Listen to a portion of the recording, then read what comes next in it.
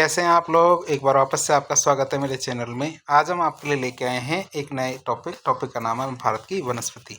वैसे ये टॉपिक पहले भी अपलोड किया जा चुका है, लेकिन हमारी क्या है, नई IFSR की रिपोर्ट आई है, उसके अनुसार क्या कुछ चीज़ें चेंज की गई है। तो ये हमारा अपडेटेड वीडियो है। यदि आप इसको पढ़ेंगे तो आपके ज्ञान में वृद्धि होगी। सबसे पहले बात करें वनस्पति, तो वनस्पति किसे कहते हैं। तो प्राकृतिक रूप से पाए जाने वाले जो पेड़ पौधे होते हैं उसे हम क्या कहते हैं, वनस्पति कहते हैं। तो ऐसे पेड़ पौधे जो प्राकृतिक रूप से पाए जाते हैं, हम नहीं उगाते, अपने आप ही उग जाते हैं, उन्हें हम क्या कहते हैं, वनस्पति कहते हैं। बात करें वनस्पति के विकास को, कुछ चीज़ें प्रभावित करती है, अर्थात बहुत सारी चीज़ों का प्रभाव पड़ता है वनस्पति के विकास में। जैसे कि हमारे मुख्य रूप से हम इसमें 4 कारकों को पढ़ते हैं, जैसे हमारे उच्चावच, रिलीफ फीचर, फिर हमारा सूर्य का प्रकाश, मृदा और हमारी जलवायु। आप इसको याद कर सकते हैं कैसे, जैसे हम परीक्षा दे रहे हैं किसकी, RPSC की। तो RPS और C, R का मतलब होता है हमारे रिलीफ फीचर, P का मतलब फोटो पीरियड, S का मतलब सॉइल और C का मतलब हमारे क्या होता है, क्लाइमेट। तो इससे आप इसको याद कर सकते हैं। तो हम इसको एक एक करके पढ़ते हैं। पढ़ने के लिए सबसे पहला आता हमारा रिलीफ फीचर, जिसे हम कहते हैं उच्चावच। तो पर्वतीय क्षेत्रीय हमारा जो माउंटेनियस रीजन है, अर्थात उसमें जो बहुत सारी ऊंचाई होती है, वहाँ पर विभिन्न प्रकार की वनस्पति का विकास होता है। क्योंकि ऊंचाई में क्या है, थोड़ी थोड़ी ऊंचाई पर वनस्पति चेंज होने लग जाती है। आगे हम पढ़ेंगे इस चीज़ को भी। जबकि हमारे जो नीचे वाले होते हैं, ऊबड़ खाबड़ पथरीले क्षेत्र, उनमें वनस्पति का विकास कम और समतल मैदान में वनस्पति विकास ज़्यादा होता है। जो ऊबड़ खाबड़, जैसे कि हम जान सकते हैं कि जैसे हमारे जो चंबल वाला क्षेत्र है, बीहड़ वाला क्षेत्र है, जहाँ उत्खात भूमि पाई जाती है, वहाँ पे हमारी वनस्पति बिल्कुल घटिया किस्म की। तो कई बार क्या है, हमारे जो माउंट आबू वाला क्षेत्र है, सिरोही वाला क्षेत्र है, तो वहाँ पे वनस्पति बहुत अच्छी होती है। तो हमारे समतल मैदानों में तो अच्छी जो वनस्पति होती है, तो हमारे पथरीले ऊबड़ खाबड़ वाले क्षेत्रों में वनस्पति खराब होती है। तटवर्ती क्षेत्र होते हैं, उनमें विशेष वनस्पति का विकास होता है, जैसे कि हमारी मैंग्रोव वनस्पति होती है, उनका विकास होता है, जहाँ पे क्या न्यूमेटोफोर्स जड़ें पाई जाती है। तो अब आगे बात करते हैं सूर्य का प्रकाश। सूर्य के प्रकाश की बात करें हम, तो वनस्पति के विकास में सूर्य का प्रकाश संश्लेषण के लिए बहुत ज़्यादा जरूरी है। अर्थात जहाँ पे सूर्य का प्रकाश सीधा पड़ता है, ज़्यादा समय के लिए पड़ता है, वहाँ वनस्पति का विकास ज़्यादा होता है। जबकि जहाँ कम पड़ता है, वहाँ पे कम होता है। जहाँ सूर्य का प्रकाश अधिक होगा, वनस्पति का विकास वहाँ पे अधिक होगा। जैसे कि हमारे हिमालय क्षेत्र के दक्षिण ढालों पर वनस्पति ज़्यादा पाई जाती है। क्यों? क्योंकि सूर्य की किरणें वहाँ ज़्यादा पड़ती है, इसलिए हमारे हिमालय के दक्षिणी ढालों पर सूर्य का प्रकाश ज़्यादा होता है। जबकि हमारे ऊपर वाले क्षेत्रों में क्या, सूर्य का प्रकाश कम होता है, तो सीधी बात है, वहाँ पे वनस्पति कम ही पाई जाएगी। फिर मृदा की बात करें, उपजाऊ मृदा में वनस्पति का विकास ज़्यादा होता है। जैसे हमारे जलोढ़ मृदा में वनस्पति अधिक विकसित होती है। मृदा क्या है, शुष्क मृदा में कांटेदार वनस्पति का विकास होता है। लेटराइट मृदा में हमारे सदाबहार वर्षावन पाए जाते हैं। तो इस तरह हमने देखा कि मृदा भी किस तरह से प्रभावित करती है वनस्पति को। जलोढ़ मृदा में वनस्पति अधिक विकसित होती है, शुष्क मृदा में कांटेदार वनस्पति का विकास होता है, जबकि हमारे लेटराइट मृदा में हमारे सदाबहार वर्षावन पाए जाते हैं। अब बात करते हैं हम जलवायु की। जलवायु किस तरह से वनस्पति को प्रभावित करती है। जैसे हम जलवायु की या तापमान की बात करते हैं, इसमें तापमान और वर्षा दो चीज़ें पढ़ते हैं। जलवायु में क्या पढ़ते हैं, तापमान और वर्षा। तापमान की बात करते हैं तो वर्षा तापमान दो तरह से पढ़ते हैं, उष्ण कटिबंधीय तापमान और शीतोष्ण कटिबंधीय तापमान। जैसा कि हमें पता है कि जैसे ये भारत का मैप है, ठीक है। तो ये वैसे चित्र तो अच्छा नहीं बन रहा है, लेकिन हम इसको समझ सकते हैं। इसमें क्या है कि भारत के बीचों बीच से कर्क रेखा गुजरती है। भारत के बीचों बीच से क्या गुजरती है, कर्क रेखा गुजरती है। और कर्क रेखा के नीचे वाला जो क्षेत्र होगा, वो तो हमारा उष्ण कटिबंधीय ट्रॉपिकल वन पाए जाएंगे, और इसके ऊपर वाला में शीतोष्ण कटिबंधीय वन पाए जाएंगे। तो हम देख सकते हैं भारत को दो तापमान क्षेत्रों में बांटा जाता है। फिर हम बात करें वर्षा की, तो सदाबहार वन होते हैं जहाँ पे 200 सेंटीमीटर ऊपर से वर्षा पाई जाती है, अर्थात 200 सेंटीमीटर ज़्यादा वर्षा होती है, वहाँ पे हमारा सदाबहार वन। 75 से 200 सेंटीमीटर वर्षा होती है, वहाँ हमारे पतझड़ वन या डेसिडुअस फॉरेस्ट। 25 से 75 सेंटीमीटर वर्षा में कांटेदार फॉरेस्ट, और हमारे 25 सेंटीमीटर वर्षा में मरुद्भिद वनस्पति पाई जाती है। इनको हम आगे भी देखेंगे। फिर अब बात करते हैं वनों की। वनों की हम बात करें तो वन, भारत में वन और वनों के प्रकार। भारत में वनों का वर्गीकरण 3 तरह से किया जाता है। कैसे? एक तो हम प्रशासनिक वर्गीकरण करेंगे, एक नवीन वर्गीकरण, और एक छत्र के आधार पर वर्गीकरण करेंगे। कौन कौन से वर्गीकरण देखें। सबसे पहले प्रशासनिक वर्गीकरण की बात करें। प्रशासनिक वर्गीकरण की बात करें तो प्रशासनिक वर्गीकरण के आधार पर वनों को 3 भागों में बांटा जाता है। जैसे कि हमारे एक तो आरक्षित वन होते हैं, एक संरक्षित वन, एक अवर्गीकृत वन। तो हमारे आरक्षित वनों की बात करें तो आरक्षित वन हमारे 13.34% है। कितने? 13.34% है। संरक्षित वन हमारे 6.46%, अवर्गीकृत हमारे 4.53%। तो इस तरह हम देख सकते हैं 24.33% वन पाए जाते हैं। तो हम एक चीज और देखेंगे कि जैसे वन तो क्या होते हैं कि 25% से ऊपर है हमारे भारत के अंदर वन। कितने? 25% ऊपर है। लेकिन आप ये देखेंगे 24.33% ही क्यों है? क्यों? क्योंकि ये डेटा उस डेटा से अलग हो सकता है। क्यों? क्योंकि प्रशासनिक वर्गीकरण है, प्रशासन के आधार पर, अर्थात जो हमारे भारत के वन विभाग है वहाँ पे यही डेटा लिखा गया है, जबकि ये अपडेट आराम से होता है, धीरे धीरे होता है, तुरंत डेटा अपडेट नहीं होता है। लेकिन परीक्षा में किस तरह से प्रश्न पूछा जाता है? इनका क्रम पूछा जाता है। क्या है? इनका क्रम पूछा जाता है। तो क्रम आप याद रखेंगे, सबसे ज़्यादा हमारे रिजर्व फॉरेस्ट है, फिर हमारे संरक्षित फॉरेस्ट है, और फिर हमारे कौन से अनक्लासिफाइड या फिर अवर्गीकृत फॉरेस्ट है। तो आप इसे याद रखेंगे आरपीयू से। ठीक है, आरपीयू से याद करेंगे। मतलब रिजर्व फॉरेस्ट सबसे ज़्यादा, फिर प्रोटेक्टेड फॉरेस्ट, फिर हमारे अनक्लासिफाइड फॉरेस्ट आते हैं। बात करें इनके बारे में एक एक करके, एक एक बार करके इन बारे में बात करें तो सबसे पहले आते हैं हमारे आरक्षित वन, जो हमारे 13.34% है।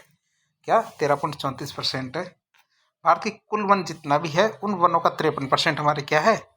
आरक्षित वन। जो हमारे ऐसे नॉर्मली देखें तो भारत के क्षेत्रफल का तो 13.34% और वन क्षेत्र का हमारे 53% है। इन वनों की खासियत क्या होती है? आरक्षित वनों में सभी प्रकार की मानव गतिविधियां प्रतिबंधित होती है। क्या होती है? सभी प्रकार की मानव गतिविधियां प्रतिबंधित होती है। जैसे कि हमारे नेशनल पार्क होते हैं, हमारे फॉरेस्ट रिजर्व होते हैं, तो इस तरह बहुत सारे एरिए हैं जो इनको शामिल करते हैं। जो हमारे टाइगर रिजर्व है, एलिफेंट रिजर्व, बहुत सारे क्षेत्र हैं, इनको इसके अंदर ही शामिल करते हैं। राजस्थान में जैसे हमारे रणथंभौर, सरिस्का, ऐसे क्षेत्र है। दूसरा आता है हमारे संरक्षित वन। ये हमारे 5.78% क्षेत्र में पाए जाते हैं, अर्थात भारत के कुल वन क्षेत्रफल का 23% भाग पे ये पाए जाते हैं। इनकी विशेषताओं की बात करें तो संरक्षित वनों में सरकार की अनुमति से सीमित मानव गतिविधियों की अनुमति होती है। गतिविधि की अनुमति तो होती है, लेकिन कैसी? सीमित गतिविधियों की। फिर आते हैं हमारे अवर्गीकृत वन या फिर हमारे अनक्लासिफाइड फॉरेस्ट। बात करें 4.53% क्षेत्र में ये पाए जाते हैं। भारत के कुल वन क्षेत्रफल का 18% भाग पे ये पाए जाते हैं। कितने? 18% क्षेत्रफल पे ये पाए जाते हैं। इनकी विशेषताओं की बात करें तो अवर्गीकृत वनों में कोई प्रतिबंध नहीं होता, लेकिन यदि कोई भी उत्पाद आप उपयोग करते हो तो इसके लिए आपको क्या देना होगा? राजस्व देना होगा। ये तो हमने प्रशासनिक वर्गीकरण देख लिया। अब हम बात करें किसकी? नवीन वर्गीकरण की। नवीन वर्गीकरण के आधार पर वनों को 3 भागों में बांटा जाता है। जैसे कि हमारे राजकीय वन है, तो राजकीय वन मतलब सरकारी वन, ये हमारे 95% है। फिर आते हैं हमारे सामुदायिक वन। सामुदायिक वन हमारे 3%, और व्यक्तिगत वन हमारे क्या होते हैं? 2% है। इनको थोड़ा डिटेल से देखें हम, तो पहले आता है हमारा राजकीय वन। राजकीय वन की बात करते हैं, हमारे 95% है। तो राजकीय वन किससे कहेंगे? राजकीय वनों में क्या होता है? नियंत्रण संरक्षण क्या होता है? सरकार के द्वारा किया जाता है। क्या क्या होता है? हमारे नियंत्रण और संरक्षण किसके द्वारा किया जाता है? सरकार के द्वारा किया जाता है। और राजकीय वन क्या? कुल वनों के 95% क्षेत्र में स्थित है। राजकीय वन क्या? हमारे कुल वनों के 95% क्षेत्र में स्थित है। फिर आता है हमारे सामुदायिक वन। क्या? सामुदायिक वन हमारे कितने? 3% एरिया में पाए जाते हैं। तो सामुदायिक वनों के नियंत्रण और संरक्षण क्या? स्थानीय निकायों के द्वारा किया जाता है। किसके द्वारा किया जाता है? जो हमारे स्थानीय निकाय होते हैं, जैसे हमारी पंचायतें होती है, नगर निगम होते हैं, अर्बन लोकल बॉडीज, तो इनके द्वारा इनका एक तो संरक्षण किया जाता है, दूसरा नियंत्रण किया जाता है। और जितने भी वन हैं उनका 3% क्षेत्रफल पे हमारे सामुदायिक वन पाए जाते हैं। फिर आते हैं हमारे व्यक्तिगत वन, जो कितने होते हैं? 2%। तो व्यक्तिगत वनों का व्यक्तिगत अधिकार वाले क्षेत्र, वो वाले वन इसमें शामिल होते हैं। अर्थात कुछ वनों पे क्या होते हैं? व्यक्तिगत लोगों के या कुछ समूहों के अधिकार होते हैं। तो हमारे भारत के क्षेत्रफल के 2% क्षेत्र में ये वन पाए जाते हैं। तो हमारे जैसे कई बार आप अंडमान के एरिया के अंदर देखेंगे सेंटिनलीज टापू है, तो वहाँ के जो लोग हैं उन लोगों का ये अधिकार है उसके ऊपर, ना तो वहाँ पे कोई नगर निगम है, ना ही कोई पंचायत है। तो हमारे कई ऐसे एरिया हैं, जैसे हमारे अंडमान निकोबार के बहुत सारे ऐसे टापू है जिन पे किसका अधिकार है? वहाँ की रहने वाली जनजातियों का अधिकार होता है। अर्थात वहाँ पे कोई भी नहीं जा सकता। तो वो वाले एरिया हमारे कितने? 2% है। नहीं तो आप पहले ये सोचते होंगे जो व्यक्तिगत वन है तो किसी भी व्यक्ति के पास वन कैसे हो सकता है, लेकिन ये क्या है? कुछ गाइडलाइंस होती है जिसमें हमारे जो पीवीटीजीज है, अर्थात जो हमारी बहुत ही ज़्यादा पिछड़ी हुई जनजातियाँ हैं, तो वो जनजातियाँ क्या है? वनों पे अपना अधिकार रखती है। तो भारत सरकार ने भी उनके अधिकारों को सुरक्षित किया है और उनके लिए व्यक्तिगत वन संरक्षित किए। तो हम इसको देख सकते हैं। तो इसके आगे आता है हमारे कौन से छत्र के आधार पर वर्गीकरण को देखेंगे। किसके आधार पर? छत्र के आधार पर वर्गीकरण को देखेंगे। तो छत्र के आधार पर वर्गीकरण देखें, 4 प्रकार से इसको बांटा जाएगा। लेकिन आप सोचेंगे कि 3 प्रकार से ही क्यों लिखा है, जबकि मैं तो 4 प्रकार बता रहा हूँ। लेकिन 3 प्रकार इसलिए क्यों? क्योंकि जो झाड़ियाँ होती हैं उनको वृक्ष की कैटेगरी में माना नहीं जाता है। क्या झाड़ियाँ होती है, झाड़ियों को वृक्ष की कैटेगरी में नहीं माना जाता। लेकिन ऐसा नहीं कि झाड़ी को गिनते ही नहीं है। तो हम छत्र के आधार पर 3 ही भागों में बांटते हैं, लेकिन पढ़ते चौथा भी है। जैसे कि हमारे सबसे पहले आता अति सघन वन। क्या आते हैं? अति सघन वन क्या है? 3%। फिर हमारा मध्यम सघन वन 9%, खुले वन 9%, और जो झाड़ियाँ 1.33% है। इस तरह कुल वनावरण कितना हमारा? 21.76%। वृक्षावरण हमारे 3.41%, और टोटल कितना हमारा वनों के पास? 25.17%। तो ये हमारा वनों का क्षेत्रफल इस बार बढ़ गया है। कितना? 25.17% हो गया है। और हम इसको कितना बढ़ाना है? हमें 33% तक कैसे भी करके लेके जाना है। तो हम इनको थोड़ा डिटेल से देखें। हमारे अति सघन वन की बात करें, वेरी डेंस फॉरेस्ट, ये कितने? 3% है। तो देख ले इनके बारे में। तो इन क्षेत्रों की बात करते हैं, ये 3% है। और अति सघन वन की बात करें तो इसमें किन को शामिल करते हैं? जिसमें वृक्ष छत्र घनत्व, अर्थात जब उन वृक्षों के नीचे आप जाके देखेंगे तो कितना उसका घनत्व है, उनकी पत्तियों का कितने घने हैं। तो 70% से ज़्यादा घने होने चाहिए। अर्थात कई बार तो ऐसे जंगल आपने देखे होंगे मूवीज़ के अंदर कई जगह, कि दिन के अंदर भी धूप नीचे नहीं गिरती है। क्या होती है? उनकी छाया इतनी घनी होती है कि धूप नीचे नहीं गिरती है। अर्थात क्या है? तो वो क्या है, हम ये मानते हैं कि या सैटेलाइट से हम देखेंगे तो उन जंगलों में ज़मीन नहीं दिखती है। तो इसीलिए उनको क्या कहते हैं? अति सघन वाले वन कहते हैं। फिर आते दूसरा वाला आता है हमारे मध्यम सघन वन, जो 9% है। इसमें हमारी जो कैनोपी है, ट्री कैनोपी, वृक्ष छत्र घनत्व, तो हमारा 40 से 70% है। अर्थात इसमें ज़मीन तो दिखती है लेकिन ठीक ठाक। तो इस कैनोपी के आधार पर आप इसको याद करेंगे। तीसरा आता है हमारे खुले वन, जो 9% है। 9%, तो वृक्ष छत्र जिसमें 10 से 40% होता है। और चौथी हमारी झाड़ियाँ आती है, जिसमें 10% से भी कम छत्र वृक्ष छत्र घनत्व होता है। अर्थात ट्री कैनोपी हमारे 10% से भी कम होती है। क्योंकि आप जानते हैं झाड़ियों में पत्तियां बड़ी बड़ी तो होती नहीं है, छोटी छोटी पत्तियां होती है, तो उसकी कैनोपी नहीं बन पाती। और ये कितनी है? 1.33%। अब ये तो वर्गीकरण हमने देख लिया। अब हाल ही में जो रिपोर्ट आई है, भारत वन स्थिति रिपोर्ट, इसके बारे में हम बातचीत करेंगे 2023 की। तो हमारे 21 दिसंबर 2024 को पर्यावरण, वन और जलवायु परिवर्तन मंत्री थे भूपेंद्र यादव। इन्होंने भारत वन स्थिति रिपोर्ट 2023 को जारी किया है, जिसको IFSR रिपोर्ट भी कहते हैं। वर्ष 1987 से भारतीय वन स्थिति रिपोर्ट को हर 2 साल में पर्यावरण, वन और जलवायु परिवर्तन मंत्रालय के अधीन कौन है? भारतीय वन सर्वेक्षण विभाग, इसके द्वारा छापा जाता है। कब? हर 2 साल के अंदर इसको छापा जाता है। और छापता कौन है? हमारे पर्यावरण, वन और जलवायु परिवर्तन मंत्रालय। और इस मंत्रालय के अधीन काम करता कौन? भारतीय वन सर्वेक्षण विभाग। तो ये विभाग है, ये इसको हर 2 साल के अंदर छापता है। तो आप इसको याद रखेंगे। बात करें, और इस तरह छापते छापते ये 18वीं रिपोर्ट आती है। क्या है? ये 18वीं रिपोर्ट है जिसको ये छापा गया है। इस रिपोर्ट में क्या वन और वन संसाधनों के आकलन के लिए भारतीय दूर संवेदी रिसोर्स सेट 2, जो हमारा सैटेलाइट है, उपग्रह है, कौन सा? रिसोर्स सेट 2, इससे प्राप्त आंकड़ों का प्रयोग किया गया है। तो हमने क्या सैटेलाइट लॉन्च किया है, और ये हमारे लगभग 4000 या 5000 किलो से भी ज़्यादा कैटेगरी की था। जो यदि आपको याद हो तो ये हमारे फ्रेंच गुयाना से सैटेलाइट को लॉन्च किया गया था। तो उससे हमने देखा है कौन सा? रिसर्च सेट 2 है। इससे हमने ये वनों के बारे में आकलन किया है। रिपोर्ट की बात करते हैं, रिपोर्ट में सटीकता लाने के लिए आंकड़ों की जांच के लिए वैज्ञानिक पद्धति अपनाई गई है। अब हम बात करें रिपोर्ट में ऐसा क्या लिखा है। तो रिपोर्ट के मुख्य मुख्य बिंदुओं के बारे में बात करें। देश में क्या वन और वृक्षों के से आच्छादित कुल क्षेत्रफल हमारे 8,27,357 वर्ग किलोमीटर, अर्थात वृक्ष और वन दोनों को टोटल करेंगे तो 8,27,357 वर्ग किलोमीटर है, जो भारतीय कुल भौगोलिक क्षेत्रफल का 25.17% है। तो आप इसको याद करेंगे, बार बार आएगा ये।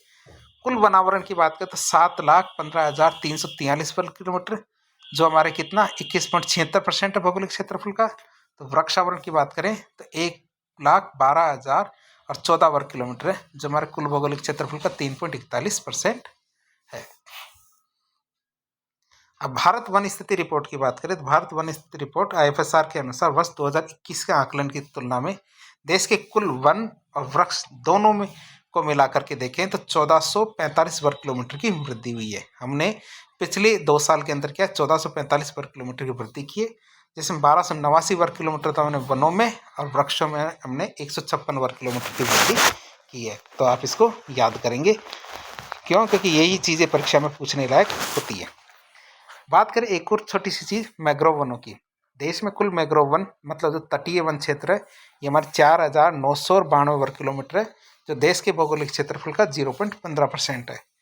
2021 की तुलना में देखें तो हमारे 7.43 वर्ग किलोमीटर क्षेत्रफल में इसमें कमी दर्ज की है, अर्थात जो हमारे मैंग्रोव वनस्पति है ये हमारी विलुप्ति की कगार पर है, अर्थात हमारी कम हो रही है। झाड़ी क्षेत्र की बात करें तो हमारे 43,623 वर्ग किलोमीटर में झाड़ियाँ हैं, जो भारत के कुल भौगोलिक क्षेत्रफल का 1.33% है। और ये झाड़ियाँ क्या होती है, कुल वन और वृक्षावरण में शामिल नहीं की जाती है। जैसे कि हमने पहले भी देखा था कि 3 कैटेगरियाँ ही की गई थी वनों की, चौथी कैटेगरी झाड़ी होती है, तो झाड़ी को इसमें शामिल नहीं किया जाता। और ये हमारे भौगोलिक क्षेत्रफल का 1.33% मतलब 43,623 वर्ग किलोमीटर है। अब बात करें कुछ और तथ्यों की इसके बारे में। तथ्यों में देखें तो हमारे कौन कौन से तथ्य हैं। रिपोर्ट के अनुसार 19 राज्य या केंद्र शासित प्रदेश है जिनमें 33% से अधिक भौगोलिक क्षेत्रफल में वन पाया जाता है। अब आप सोचेंगे 33% कहाँ से बीच में आ गया, तो ये हमने देखा था जो 1988 की भारत की वन नीति थी, ठीक है। तो 1987-88 की जो हमारी वन नीति थी, तो उस नीति के अनुसार हमने तय किया था। और वैसे भी जो हमारी जो क्या कहते हैं यूएन रिपोर्ट है, तो यूएन रिपोर्ट के अनुसार भी ये माना जाता है कि सभी देश अपने अपने क्षेत्रफल का 33% एरिया में वन रखेंगे। तो उसी के अनुसार हमने इसको पैरामीटर तय किया है कि, और इस रिपोर्ट के अनुसार भी हमारे 19 राज्य और केंद्र शासित प्रदेश है जो क्या करते हैं, हमारे 33% से अधिक भौगोलिक क्षेत्रफल पे वन रखते हैं। 8 राज्य और केंद्र शासित प्रदेशों की बात करें जो कौन कौन से, मिजोरम, लक्षद्वीप, अंडमान निकोबार, अरुणाचल प्रदेश, नागालैंड, मेघालय, त्रिपुरा और मिजोरम, जिनके तो 75% अधिक से अधिक क्षेत्रफल पे वन है। ये कितने हैं, हमारे 8। देश की बात करें, देश में बांस रखने वाले क्षेत्रफल की बात करें तो बांस को कितने क्षेत्रफल पे, हमारे 1,54,670 वर्ग किलोमीटर पे है क्या बांस। जो 2021 की तुलना में देखें तो बांस के क्षेत्रफल में 5,227 वर्ग किलोमीटर की वृद्धि हुई है। तो आप देख सकते हैं जब से बांस को है ना वृक्ष की कैटेगरी से निकाल के घास की कैटेगरी में रखा गया है, तो इसमें लगातार वृद्धि दर्ज की जा रही है। और बांस को वैसे भी हरा सोना कहते हैं।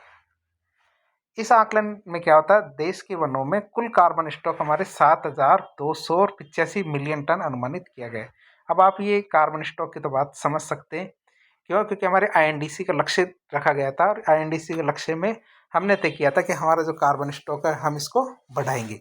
अब कार्बन स्टॉक का मतलब होता है कि हम कितनी कार्बन डाइऑक्साइड उत्सर्जित करते हैं और जो हमारे वन क्षेत्र है उसमें से कितनी कार्बन डाइऑक्साइड को अवशोषित कर लेते हैं। तो इसका मतलब ये 7,285.5 मिलियन टन कार्बन डाइऑक्साइड हमारे वन अवशोषित कर लेते हैं। जबकि पिछली रिपोर्ट के अनुसार देखिए तो हमारी क्या है, 81.5 मिलियन टन की हमने वृद्धि की है। मतलब 2021 के अंदर जो रिपोर्ट आई थी उसके मुकाबले हमने इतनी वृद्धि की है। तो इससे क्या हमें कार्बन क्रेडिट मिलने में आसानी होती है। अब बात करते हैं वन क्षेत्रफल में वृद्धि वाले कौन कौन से राज्य हैं।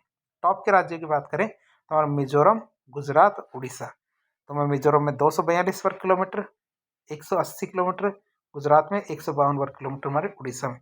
तो हम इसको याद कर सकते हैं, यहाँ से जैसे मिजोरम ले लेंगे, मिजोरम से हम यहाँ कहाँ आएंगे, गुजरात आएंगे, मिजोरम से हम कहाँ गए, गुजरात आ गए, और गुजरात से कहाँ आएंगे, फिर उड़ीसा आएंगे। तो आप कैसे भी इसको याद कर सकते हैं।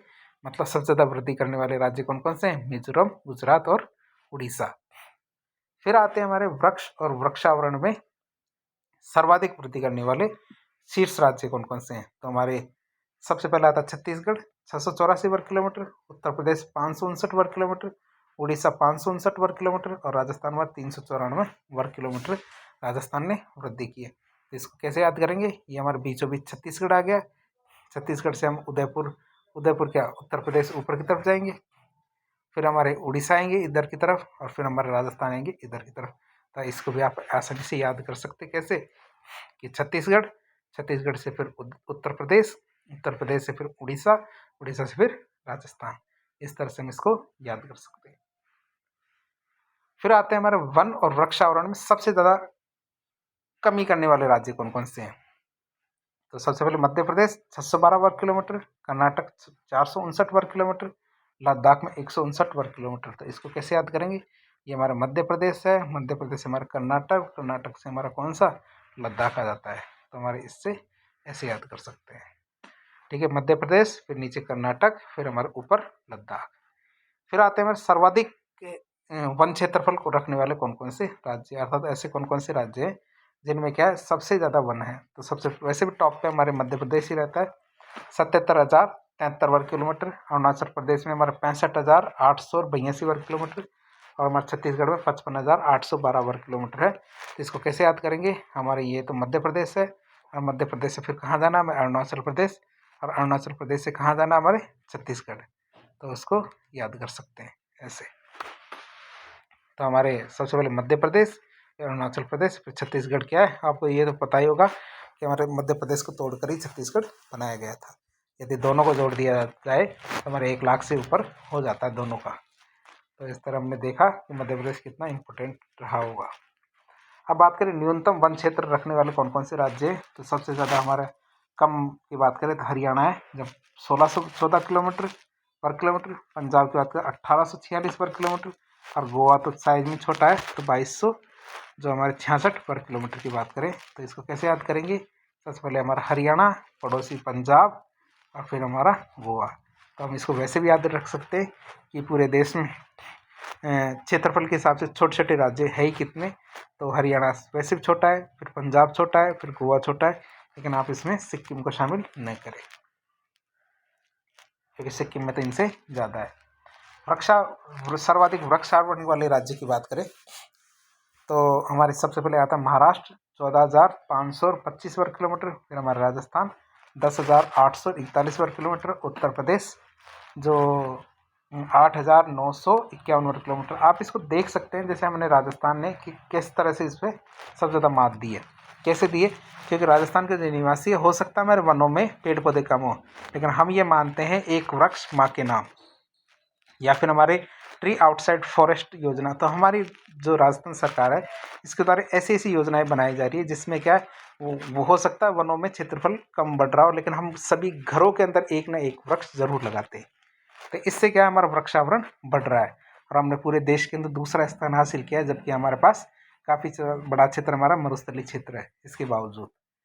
तो हम इसको कैसे याद करेंगे, सबसे पहले हमारा कौन सा आता है, महाराष्ट्र आता है, फिर हमारा राजस्थान आता है, और फिर हमारा उत्तर प्रदेश आता है। तो ऐसे याद कर सकते हैं इसको, पहले महाराष्ट्र, फिर राजस्थान, फिर उत्तर प्रदेश।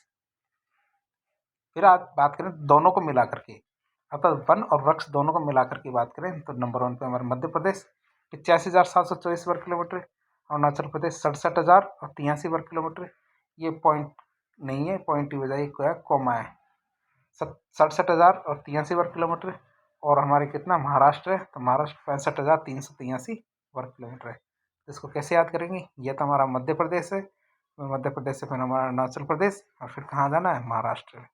इसको ऐसे याद कर सकते हो आप, मध्य प्रदेश, अरुणाचल प्रदेश और महाराष्ट्र, इनसे याद करना जरूरी है। कैसे भी यदि आप ट्रिक बना सकते हो तो ट्रिक बना के याद कीजिए, लेकिन आपको याद करना जरूरी है। फिर बात करें सर्वाधिक वनावरण वाले प्रतिशत, तो लक्षद्वीप की बात करें तो लक्षद्वीप में हमारे 91.33% क्षेत्र पर वन है परसेंटेज में देखें तो। फिर मिजोरम हमारे 85.34, और अंडमान निकोबार हमारे 81.62% क्षेत्रफल पे वन है। फिर हमारे न्यूनतम वन आवरण वाले प्रतिशत वाले राज्य हैं, कौन कौन से राज्य हैं। सबसे पहले आता है हमारा हरियाणा, फिर पंजाब, फिर राजस्थान न्यूनतम में। तो हरियाणा में 3.65%, पंजाब में 3.67, और राजस्थान में 4.84% एरिया पे वन है। मैग्रोव वनस्पति की बात करें तो मैग्रोव वनस्पति वाले राज्य कौन कौन से। पश्चिम बंगाल की बात करें तो पश्चिम बंगाल में सर्वाधिक वाले देख रहे हैं, तो जितना भी मैग्रोव वनस्पति है उसका 42.45%, मतलब 2119.16 वर्ग किलोमीटर में। गुजरात में हमारे जैसे देखिए मैग्रोव वनस्पति का 23.32%, मतलब 1164.6 वर्ग किलोमीटर के क्षेत्र में। अंडमान निकोबार की बात करें तो 12.19% में, और आंध्र प्रदेश की बात करें तो 8.44% में हमारे क्या है मैंग्रोव वनस्पति पाई जाती है। तो इसको तो याद करने की आवश्यकता है, लेकिन इसके लिए तो कोई ट्रिक बनाने की क्या जरूरत है। ये सारे कोस्टल राज्य अथवा तटीय राज्य, एक हमारे पूर्व में तो एक पश्चिम में पूर्व में हमारे पश्चिम बंगाल, पश्चिम में हमारे गुजरात, फिर बाकी के अंडमान निकोबार है और आंध्र प्रदेश, तो आप याद रख ही सकते हैं।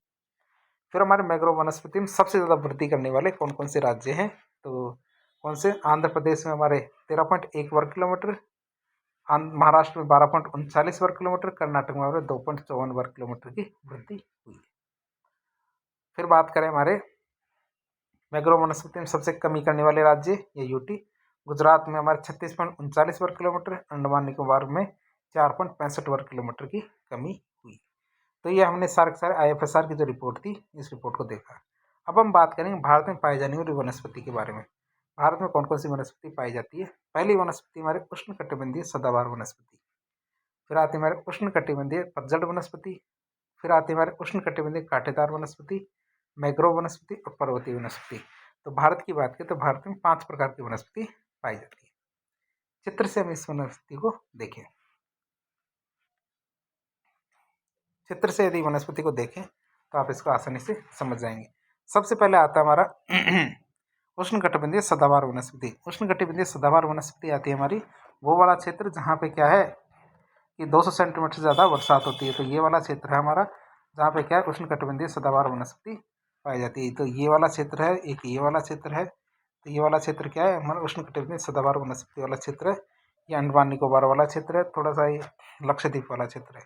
तो उष्णकटिबंधीय सदाबहार वनस्पति पाई जाएगी। फिर हमारे उष्णकटिबंधीय शुष्क पर्णपाती वन की बात करें तो ये हमारा बीच वाला एरिया है, ये वाला बीच वाला एरिया है। ये हमारा जो ये वाला एरिया जो हमारे पश्चिमी घाट है उसका पूरी भाग है। तो ये वाला पूरा एरिया हमारा कौन सा उष्णकटिबंधीय शुष्क पर्णपाती वन है।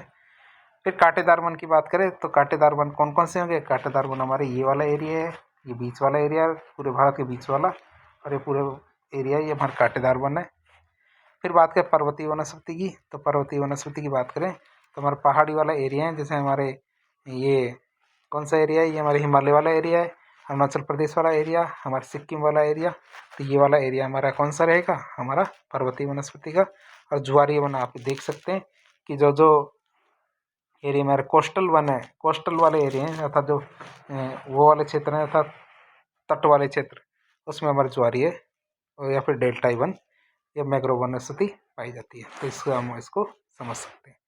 अब इसको थोड़ा जूम कर देते हैं, जूम करके हम एक एक करके इनके बारे में पढ़ लेते हैं। ये बहुत ज़्यादा इम्पोर्टेंट है एग्जाम की दृष्टि से। आप इसको देख सकते हैं एक बार। 500 प्रकार की वनस्पति, पर्वतीय वनस्पति, फिर हमारे उष्णकटिबंधीय सदाबहार वनस्पति, उष्णकटिबंधीय शुष्क पर्णपाती वन, कांटेदार वन और फिर ज्वारीय वन, ये डेल्टा वन। सबसे पहले बात करें उष्णकटिबंधीय सदाबहार वनस्पति की। इसकी उष्णकटिबंधीय सदाबहार वनस्पति की बात करें तो बात करते हैं तापमान की। बात करें तो कितना तापमान चाहिए इसके लिए हमारे 26 से 27 डिग्री सेंटीग्रेड का तापमान चाहिए। वर्षा की बात करें तो 200 सेंटीमीटर से अधिक वर्षा चाहिए।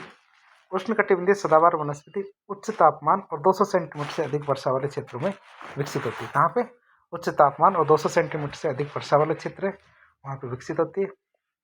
उष्णकटिबंधीय सदाबहार वनस्पति किसी ऋतु में एक साथ अपने पत्ते नहीं गिराती है। कोई सी भी ऐसी ऋतु आ जाए तो ऐसी ऋतु में क्या करती है, अपने सारे पत्ते एक साथ नहीं गिराती है, इसलिए इसको क्या बोलते हैं, उष्णकटिबंधीय सदाबहार वनस्पति कहते हैं। और वर्षा की बात हमने पहले ही देख ली कि वर्षा कितनी पाई जाती है, यहाँ पे हमारे 200 सेंटीमीटर से ज़्यादा वर्षा पाई जाती है। तापमान की बात करें तो 26 से 27 डिग्री के बीच में तापमान पाया जाता है। अब हम बात करेंगे किसकी, उष्णकटिबंधीय सदाबहार वनस्पति में सूर्य के प्रकाश के लिए प्रतिस्पर्धा की जाती है। क्या सूर्य के प्रकाश के लिए प्रतिस्पर्धा की जाती है, क्यों, क्योंकि इनकी कैनोपी ज़्यादा होती है। तो हमारे वृक्ष आवरण की बात करते हैं तो वृक्ष आवरण ज़्यादा होता है, इस वजह से ऊंचे ऊंचे वृक्षों का विकास होता है। मतलब यहाँ पे 45 से 60 मीटर ऊंचे वृक्ष पाए जाते हैं और घने भी इतने ही होते हैं।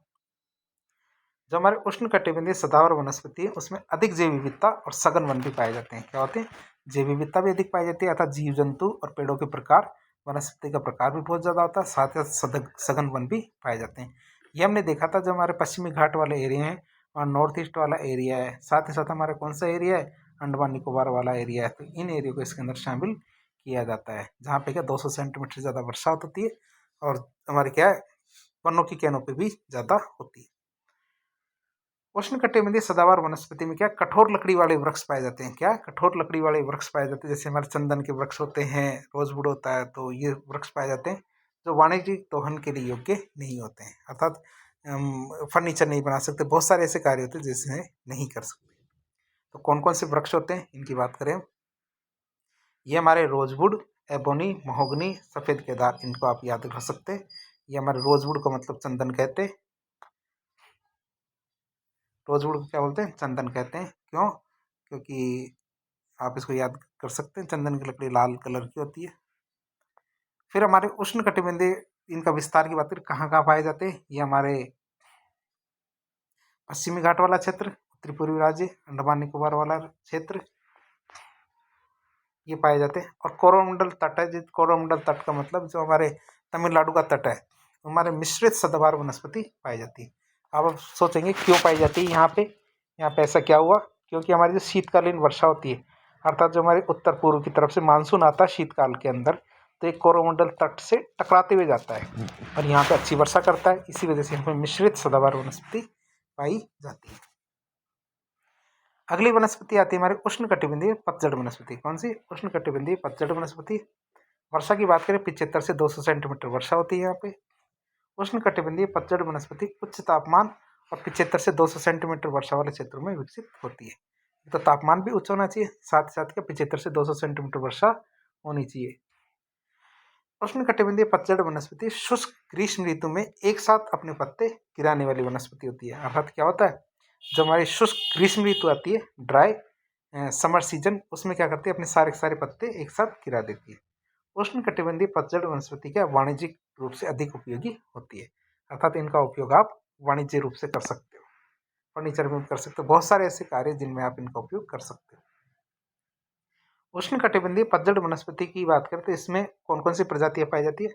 चंदन, जिसको सैंडलवुड कहते हैं, जो हमारा शीशम, जिसको डेलवर्जिया सिसु या फिर हमारे इंडियन रोजवुड कहते हैं, हमारे साल है, सागवान है, ये हमारे वृक्ष है जिनको इसके अंदर शामिल करते हैं। तो सैंडलवुड होती है, सैंडलवुड तो आप जानते हैं, जैसे हमारे फेस पैक बनाए जाते हैं, सौंदर्य प्रसाधन के अंदर बहुत सारी चीज़ें इसके अंदर काम में ली जाती है। उष्णकटिबंधीय पतझड़ वनों की बात करें तो सबसे ज़्यादा क्षेत्रफल में पाई जाने वाली वनस्पति है, अर्थात भारत में यदि आपसे पूछा जाए कि कौन सी वनस्पति सबसे ज़्यादा पाई जाती है, तो आपका जवाब क्या होना चाहिए? उष्णकटिबंधीय पतझड़ वनस्पति भारत में सबसे ज़्यादा पाई जाती है। अब बात करें भारत की, तो भारत में उष्णकटिबंधीय पतझड़ वनस्पति दो भागों में पाई जाती है, अर्थात दो प्रकार होते हैं इसके। दो प्रकार की बात करें, दो प्रकार है, एक तुम्हारे शुष्क पतझड़ वनस्पति, एक हमारे आर्द्र पतझड़ वनस्पति। कौन कौन सी? एक तुम्हारा शुष्क पतझड़ वनस्पति, एक तुम्हारी आर्द्र पतझड़ वनस्पति। तो अब इनको आप कंपेरेटिव एनालिसिस से भी याद कर सकते हैं। वर्षा की बात करें तो यहाँ वर्षा 75 से 100 सेंटीमीटर होती है, तो यहाँ पे 200 से 200 सेंटीमीटर के बीच में वर्षा होती है आर्द्र पतझड़ वनस्पति में। कौन से वृक्ष पाए जाते हैं? यहाँ साल के या सागवान। आप इसको याद करें, साल और सागवान। कहाँ पाई जाती है? पंजाब, हरियाणा, पूर्वी राजस्थान, बहुत लंबी लिस्ट है, पूर्वी राजस्थान, मध्य प्रदेश, गुजरात, महाराष्ट्र, तेलंगाना, आंध्र प्रदेश, कर्नाटक, तमिलनाडु, छत्तीसगढ़, उड़ीसा। ये वाले वो क्षेत्र है जहाँ पे ये पाई जाती है। कौन सी? शुष्क पतझड़ वनस्पति, जहाँ पे 100 से 200 सेंटीमीटर वर्षा होती है और 75 से 100 सेंटीमीटर वर्षा होती है। दूसरी हमारी आर्द्र पतझड़ वनस्पति, जहाँ 100 से 200 सेंटीमीटर, मतलब सागवान वाले शिवालिक। क्या है, कौन कौन से एरिया? ये हमारे शिवालिक, पूर्वी घाट, पश्चिमी घाट के जो पूर्वी ढाल, या पश्चिमी घाट के पूर्वी ढाल, पूर्वी मध्य प्रदेश, छत्तीसगढ़, झारखंड, पश्चिम बंगाल, उड़ीसा। तो ये वाले एरिया है जिनमें क्या पाए जाते हैं? आर्द्र पतझड़ वन पाए जाते हैं। तो दो तरह के देख लिया हमने पतझड़ वन, शुष्क पतझड़ वन और दूसरे आर्द्र पतझड़ वन। तीसरा आता है हमारा कौन सा? उष्णकटिबंधीय कांटेदार वनस्पति। कौन सी? उष्णकटिबंधीय कांटेदार वनस्पति। तो उष्णकटिबंधीय कांटेदार वनस्पति उच्च तापमान और 75 से कम वर्षा वाले क्षेत्रों में पाई जाती है, जहाँ वर्षा कितनी होती है? 75 सेंटीमीटर से कम। तापमान कैसा था? उच्च तापमान। उष्णकटिबंधीय कांटेदार वनस्पति में जल के ह्रास को कम करने के लिए या जल के नुकसान है उसको कम करने के लिए छोटी पत्तियां और कांटे पाए जाते हैं। क्या है? छोटी पत्तियां पाई जाती है और कांटे पाए जाते हैं। 25 सेंटीमीटर से कम वर्षा वाले क्षेत्रों में मरुद्वीय वनस्पति पाई जाती है। कैसी? जीरोफाइट वनस्पति पाई जाती है, जैसे हमारी कैक्टस। क्या पाई जाती है? कैक्टस जैसी वनस्पति पाई जाती है। नाम में उष्ण कटिबंधीय और वो भी कांटेदार वनस्पति। तो कांटेदार वनस्पति में हमारे कैक्टस तो पाई जाएंगे ही। अब बात करें उष्ण कटिबंधीय कांटेदार वनस्पति में कौन सी प्रजातियां पाई जाती है, तो हमारे जो खेजड़ी है, बबूल है, पलाश है, ढाक भी जिसे कहते हैं। जैसे एक मुहावरा होता है, ढाक के 3 पात, तो पलाश या ढाक के जो पत्ते होते हैं वो 3 भागों में बटे होते हैं। बात करें उष्ण कटिबंधीय कांटेदार वनस्पति के विस्तार की, तो हमारे पश्चिमी राजस्थान, पंजाब, हरियाणा, गुजरात और प्रायद्वीपीय भारत का आंतरिक भाग, अर्थात जो हमारे मरुस्थलीय वाला क्षेत्र है उनको शामिल करेंगे। साथ ही साथ प्रायद्वीपीय भारत के आंतरिक भाग है, बीचों बीच वाला भाग है, यहाँ पे क्या वर्षा कम से कम होती है, इसलिए इसको इसमें शामिल किया जाता है। फिर आती है हमारी कौन सी? मैग्रोव वनस्पति, जिसको मैग्रोव वनस्पति भी कहते हैं। तो मैग्रोव वनस्पति के अन्य नाम की बात करें तो इसे अनुपवन कहते हैं, ज्वारीय वन कहते हैं, वेलांचली वन भी कहते हैं और हेलोफाइट्स भी कहते हैं। तो इसके अन्य नामों की बात करें तो अनुपवन, ज्वारीय वन, वेलांचली वन और हेलोफाइट्स, इनके 4 नाम है। और भी नाम हो सकते हैं लेकिन ये इंपॉर्टेंट है। मैग्रोव वनस्पति डेल्टाई जो क्षेत्र होते हैं, क्या होता है? मैग्रोव वनस्पति डेल्टाई क्षेत्र में विकसित होती है, अर्थात जहाँ डेल्टा बनता है, नदियों का डेल्टा बनता है वहाँ पे ये, जैसे हमारे कृष्णा, कावेरी, गोदावरी इनके डेल्टा है, गंगा के डेल्टा है, ब्रह्मपुत्र का डेल्टा है। तो ये जो जहाँ जहाँ डेल्टा बनता है वहाँ पे ये वन पाए जाते हैं। मीठे और खारे पानी में मैग्रोव वनस्पति जीवित रहने की क्षमता अधिक होती है। अब मैग्रोव वनस्पति की बात करें तो इनमें न्यूमेटोफोर जड़ें ऊपर की तरफ उठ जाती है और वायुमंडल से सीधे ऑक्सीजन प्राप्त करती है। तो आप समझ सकते हैं, जैसे मान लो एक ये पादप है। अब ये पादप यदि ये मान लो इतना पानी के अंदर डूबा हुआ है और वो भी कैसे? ज्वारीय, वो ज्वारी का जो खारा पानी है, तो इनकी जड़ों में ऑक्सीजन आएगी नहीं। तो जड़ें क्या होती है? ऊपर की तरफ उठ जाती है। क्या होती है? ऊपर की तरफ उठ जाती है और ऊपर की तरफ उठ के क्या करती है? सीधे वायुमंडल से ऑक्सीजन लेना शुरू कर देती है।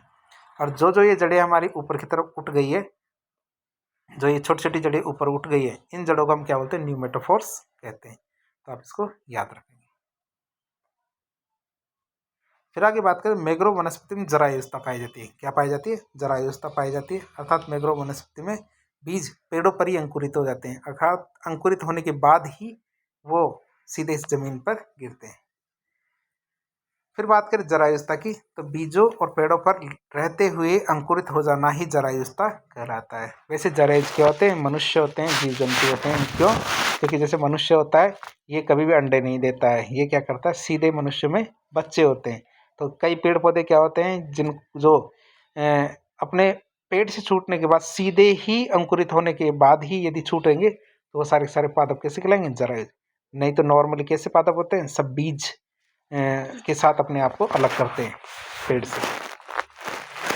बात करें मैग्रोव वनस्पति की, तो मैग्रोव वनस्पति में जैव विविधता उपस्थित रहती है, अर्थात बहुत सारे जीव जंतु, पेड़ पौधे और बहुत प्रकार की वनस्पति यहाँ पे पाई जाती है। बात करें भारत में, तो भारत में विश्व के 3% मैग्रोव वनस्पति पाई जाती है। दुनिया में जितनी मैग्रोव वनस्पति है उसके 3% कहाँ पे? भारत में पाई जाती है।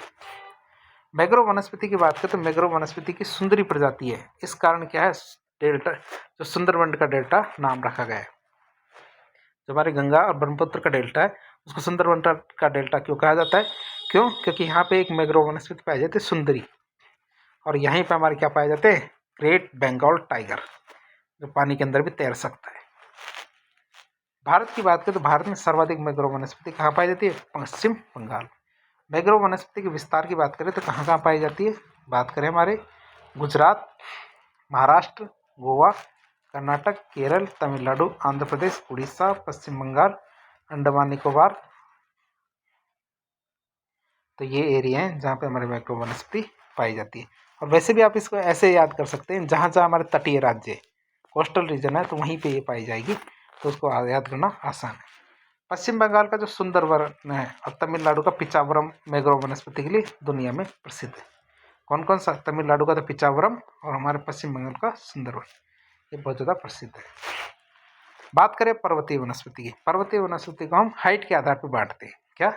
हाइट के आधार पर पढ़ते हैं कि पर्वतीय वन कि पर्वत कितने ऊंचे हैं किस हिसाब से, तो पर्वतीय क्षेत्रों में विभिन्न प्रकार की ऊंचाई के आधार पर वनस्पति बांटा जाता है। सबसे पहला आता है हमारा उष्णकटिबंधीय आर्द्र पतझड़ वन। क्या आते हैं? उष्णकटिबंधीय आर्द्र पतझड़ वन। जब हमारे ऊंचाई की बात करते हैं केवल 1000 मीटर की ऊंचाई पर ही पाए जाते हैं। कैसे वन होंगे? सागवान वन। वैसे भी 1000 मीटर कोई ज़्यादा ऊंचाई नहीं होती है, तो नॉर्मली समतल जैसी बात होती है, तो वहाँ पे सागवान वन पाए जाते हैं, इसीलिए इसकी कोई खास विशेषता नहीं होती। फिर होते हैं हमारे कौन से? उपोष्ण कटिबंधीय पर्वतीय वन। कौन से? उपोष्ण कटिबंधीय पर्वतीय वन, जो हमारे 1000 से 2000 मीटर की ऊंचाई तक पाए जाते हैं। बात करें तो ये वनस्पति भी दो प्रकार की होती है। जो हमारे उपोष्ण कटिबंधीय पतझड़ पर्वतीय वन है, ये वनस्पति क्या होती है? दो प्रकार की होती है। एक तो चौड़ी पत्ती वाली वनस्पति और एक होती है चीड़ वनस्पति। आप इनके नाम याद रखेंगे कौन कौन से? चौड़ी पत्ती वाली वनस्पति और एक होती है हमारी चीड़ वनस्पति। ये हमारी क्या होती है? 1000 से 2000 मीटर की ऊंचाई पे पाई जाती है। अब इनकी बात करें तो जी ये जो वनस्पति है इसको आप याद रखेंगे, एक मिनट, ये तो 88 जो पूर्वी देशांतर है ना, 88 डिग्री पूर्वी देशांतर के पूर्व में पाई जाती है। ठीक है, 88 डिग्री पूर्वी देशांतर के पूर्व में पाई जाती है, जबकि 88 डिग्री पूर्वी देशांतर के पश्चिम में पाई जाती है। ये शब्द आप याद रखेंगे। तो हमारी चौड़ी पत्ती वाली जो वनस्पति है ये वाली, ये 88 डिग्री पूर्वी देशांतर के पूर्व में पाई जाएगी, जबकि ये हमारी चीड़ वनस्पति हमारे 88 डिग्री पूर्वी देशांतर के पश्चिम में पाई जाती है। चौड़ी पत्ती वाली वनस्पति के विकसित होने के लिए 125 सेंटीमीटर या इससे अधिक वर्षा की जरूरत पड़ती है। कितनी? 125 सेंटीमीटर या इससे ज़्यादा वर्षा की जरूरत पड़ेगी, जबकि चीड़ वनस्पति के लिए विकसित होने के लिए 75 से 100 सेंटीमीटर वर्षा की जरूरत पड़ेगी। तो आप इसे भी याद कर सकते हैं। अब जैसे हमारी चौड़ी पत्ती वाली कौन कौन सी वनस्पति है? Maple, oak, chestnut. और चीड़ वनस्पति की बात करें तो इसमें और चीड़ और देवदार आती है। फिर आती है हमारी कौन सी? कोणधारी वनस्पति। कौन सी? कोणधारी वनस्पति की बात करें तो हमारे 1800 से 3000, जिसको हम 2000 से 3000 भी मान सकते हैं, तो इसकी ऊंचाई वाले, तो उदाहरण की बात करें तो हमारे फर, स्प्रूस और चीड़, इस तरह की वनस्पति पाई जाती है। यह वनस्पति कम तापमान में होती है। क्यों? क्योंकि आप देख सकते हैं 1800 से 3000 ऊंचाई होगी तो तापमान अपने आप ही कम हो गया। यह वनस्पति, इस वनस्पति को क्या कहते हैं? वर्षा बर्फबारी के रूप में प्राप्त होती है। यह वनस्पति है, इसको वर्षा तो प्राप्त होती है, लेकिन कैसे? बर्फ के रूप में। यह वनस्पति के लिए 150 से 200 सेंटीमीटर वर्षा की आवश्यकता होती है। मतलब इस वनस्पति की बात करें तो इस वनस्पति के लिए क्या है? 150 से 200 सेंटीमीटर वर्षा की जरूरत पड़ती है। ये जो वनस्पति है वाणिज्यिक रूप से उपयोगी कोमल लकड़ी वाली वनस्पति होती है। सॉफ्टवुड, जैसे हमारे माचिस की तिलियां बनती है तो इन वनस्पतियों से बनती है। ये जो वनस्पति है इसकी लकड़ी का उपयोग लुगदी उद्योग में भी किया जाता है। जैसे लुगदियाँ बनाई जाती है कागज बनाने के लिए, तो इस वनस्पति का उपयोग इसमें किया जाता है। वनस्पति का नाम है हमारे कोणधारी वनस्पति, एक कॉनिफेरस वेजिटेशन। फिर आती है हमारी कौन सी? अल्पाइन वनस्पति। चौथी वनस्पति आती है हमारी अल्पाइन वनस्पति। ये हमारे 3000 से 4000 मीटर की ऊंचाई पे होती है। वनस्पति के अंदर हम देखें उदाहरण कौन कौन से हैं हमारे, उदाहरणों की बात करें तो लाइकेन, मॉस, जूनिपर, हनिक्सल, और ये हमारे पादप है जो इसके अंदर पाए जाते हैं। तो इनके थोड़े डिटेल से देखें कौन कौन से हमारे लाइकेन, मॉस, जूनिपर, हनिक्सल। विशेषताओं की बात करें इसकी तो यह वनस्पति, इस वनस्पति में क्या कम तापमान और कम वर्षा के कारण शीतोष्ण कटिबंधीय घास के मैदान और छोटे पेड़ पौधे का विकास होता है। अर्थात इसमें क्या होता है? बड़े बड़े वृक्षों का विकास नहीं हो पाता। किसमें? हमारे अल्पाइन वनस्पति में। वैसे भी आप सोच सकते हैं 3000 से 4000 मीटर की ऊंचाई पे कैसे पेड़ पौधे पाए जाएंगे? क्यों? क्योंकि वहाँ तो वैसे भी बर्फ ही बर्फ रहती है। थोड़ी बहुत बर्फ हटती है, वो भी कौन से? कुछ दिनों के लिए, गर्मी के मौसम में। तो इस तरह हमने केवल यहीं तक वर्गीकरण किया। एक आप सोचते हैं शोला वन। क्यों? क्योंकि आपने खूब बार सुना होगा शोला वन। शोला वन क्या होते हैं? शोला वन हमारे दक्षिण भारत में पर्वतीय क्षेत्रों में 1500 मीटर की अधिक ऊंचाई वाले क्षेत्रों में पाए जाते हैं। क्योंकि अभी हमने पर्वतीय वन देखे, ये हमारे उत्तर भारत के थे, ये हमारे दक्षिण भारत के। दक्षिण भारत में नॉर्मली वैसे 1500 से 2500 वर्ग मीटर की ऊंचाई तक सारे पर्वत खत्म हो जाते हैं। तो इतनी ऊंचाई में जो वन पाए जाते हैं ये हमारे शोला वन होते हैं। शोला वन के हमारे पश्चिमी घाट के दक्षिणी भाग नीलगिरी की पहाड़ियों में पाए जाते हैं। जैसे हमारे कर्नाटक, केरल, तमिलनाडु इन क्षेत्रों में पाए जाते हैं। और शोला वन क्या? दक्षिण भारत की स्थानीय वनस्पति है, अर्थात ये केवल इन्हीं क्षेत्रों में पाए जाते हैं, हर जगह नहीं पाए जाते। 16 वन की बात करते हैं, इनको और किसके नाम से जाना जाता है? उष्णकटिबंधीय पर्वतीय वन और शीतोष्णकटिबंधीय आर्द्र वन, इन नामों से इनको जाना जाता है। बात करें 16 वन के सदाबहार वन होते हैं, जिसमें के कम ऊंचाई वाले वृक्ष पाए जाते हैं। यहाँ पे क्या होते हैं? कम ऊंचाई वाले वृक्ष पाए जाते हैं। 16 वनों के बीच बीच में घास के मैदान भी पाए जाते हैं। 16 वनों में उच्च जैविक विविधता पाई जाती है। 16 वनों में क्या होती है? जैविक विविधता उच्च पाई जाती है। ऐसे भी आपको पता है कि जो हमारे बायोस्फीयर रिजर्व है भारत के, तो उसमें 16 वन के को बहुत ज़्यादा शामिल किया जाता है। क्यों? क्योंकि जो हमारे नीलगिरी के वन है उसमें शामिल है। 16 वनों में जल धारण करने की क्षमता सबसे ज़्यादा होती है, इसलिए 16 वनों को जल स्तंभ की संज्ञा भी दी जाती है। 16 वनों को जल स्तंभ भी कहा जाता है, वाटर टावर भी कहा जाता है। बात करें हिमाच्छादित क्षेत्र, अर्थात जैसे हम 4000 मीटर से ऊपर की तरफ चले जाएंगे तो वहाँ पे तो वैसे भी क्या होता है, पहले इस लाइन को और देख ले। दक्षिण भारत में कई नदियों का उद्गम क्या 16 वनों से होता है। 4000 मीटर की ऊंचाई पर क्या होता है? हिमाच्छादित क्षेत्र पाया जाता है, और वहाँ तो वैसे भी कोई वनस्पति नहीं पाई जाती, तो वहाँ पढ़ने की आवश्यकता नहीं है। तो आज के अंदर हमने क्या देखा? भारत की वनस्पति के बारे में देखा, वनों के बारे में देखा, वनों के वर्गीकरण के बारे में देखा, जो नई रिपोर्ट आई है उसके बारे में देखा। इस प्रकार के इन्फॉर्मेटिव वीडियो देखने के लिए हमारे चैनल से जुड़े। वीडियो पसंद आता तो वीडियो को लाइक करें, चैनल को सब्सक्राइब करें, अपने दोस्तों के साथ शेयर करें। धन्यवाद।